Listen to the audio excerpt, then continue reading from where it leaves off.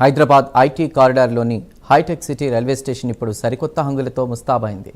Amrit Bharat station పథకం కింద 26 కోట్ల రూపాయలతో చేపట్టిన ఆధునీకరణ పనులు పూర్తయ్యాయి. ఈ నెల 17న ప్రధానమంత్రి నరేంద్ర మోదీ వర్చువల్గా ఈ స్టేషన్ను ప్రారంభించనున్నారు.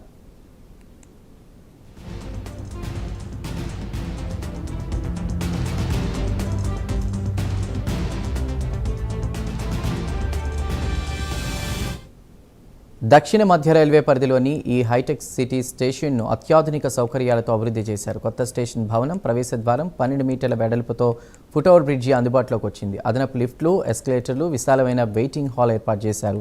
దివ్యాంగుల కోసం ప్రత్యేక సౌకర్యాలు, కొత్త టికెట్ కౌంటర్లు, మెరుగైన ప్లాట్ఫారాలు అందుబాటులోకి రానున్నాయి.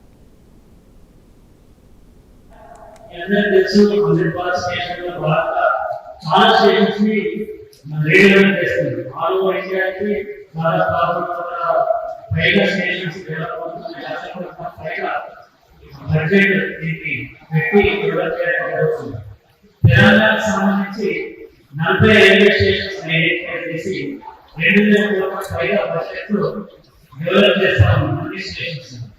అయితే దీంతో భాగంగా బేగంపేట్, కరీంనగర్, వరంగల్ 3 రైల్వే స్టేషన్స్ వచ్చేసి ఆల్రెడీ లాస్ట్ ఇయర్ మేలో పూర్తిగా సన్నద్ధమై ఇనాగ్రేట్ కాబడ్డాయి. ఇప్పుడు హైటెక్ సిటీ రైల్వే స్టేషన్ కూడా పూర్తిగా సన్నద్ధమై ఎల్లుండి ద్వారా ఇనాగ్రేట్ కాబోతుంది.